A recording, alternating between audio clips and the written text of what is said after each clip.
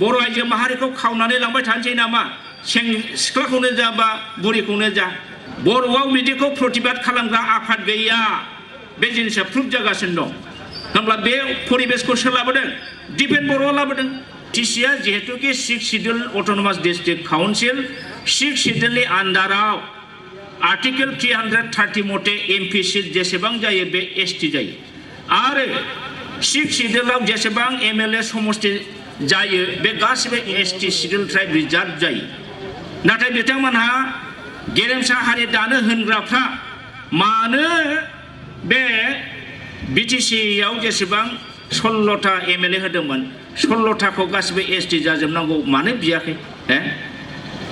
दिनै 6टाल' MLA seat मोनबाय बेवहायनो मानो सिरि थाखै जोंना लकसभाया बा पार्लियामेन्टआव मोननै सीट दंमोन क'क्राझार आरो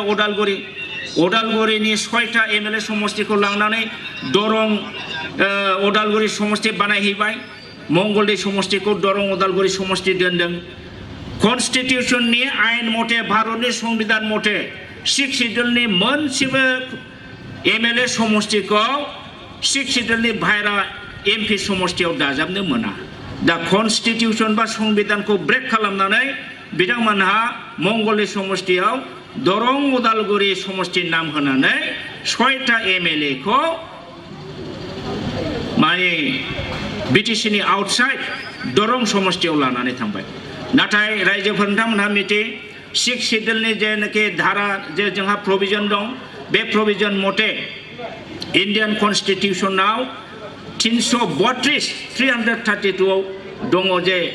6 शिड्यूलनि आन्डाराव जेसेबां एमएलए दङ बे एसटि जाजोबनांगौ दिनै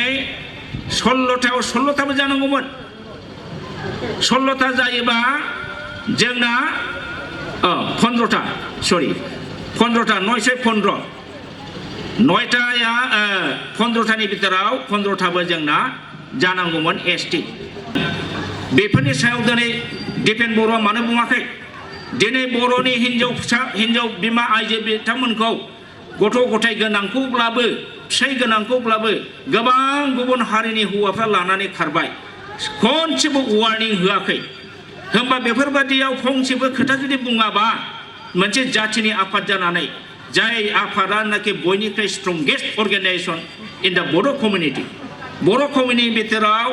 बयनिफ्राय गोहोगोरासिन आफाद जानानै बेफोरबादियाव फंसेबो खोथा बुङैया मा बेलाय थारमाने गासिबो बिसोर सारेन्डार खालामजोब्बाय नामा अब्ला गुबुन हारिफ्रा जेरै गोसो एरै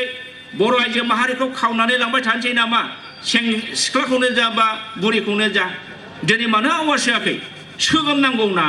नेरनांगौ ना खबरदार बेबादिबा जोङो मानिनाय जानाय नङा नोंथांमोनहाबो गथ' गथाय दं नोंथांमोनहाबो हिन्जावफोर दङ बेबादिब्ला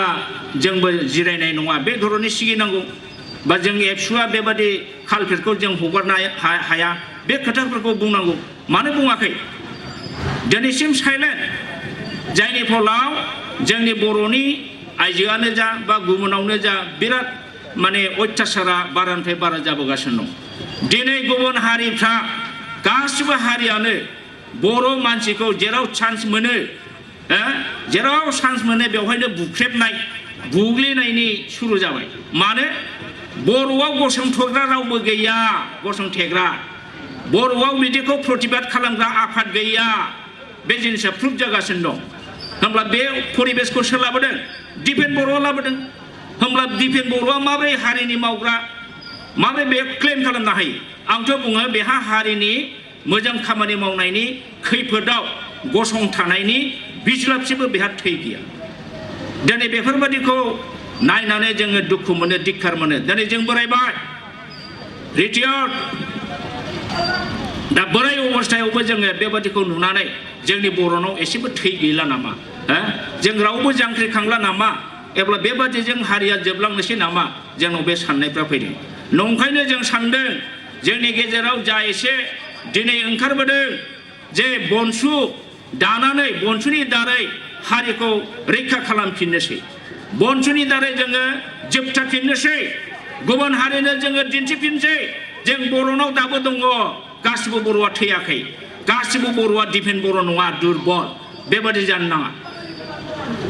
दा बे हिसाबै दिनै आङो खावलायगोन नोंथांमोनहा गासिबो खोथाफोरखौ मोजाङै गोथौयै सिन्था खालाम जोङो मा हालोदाव थांगासिनो दं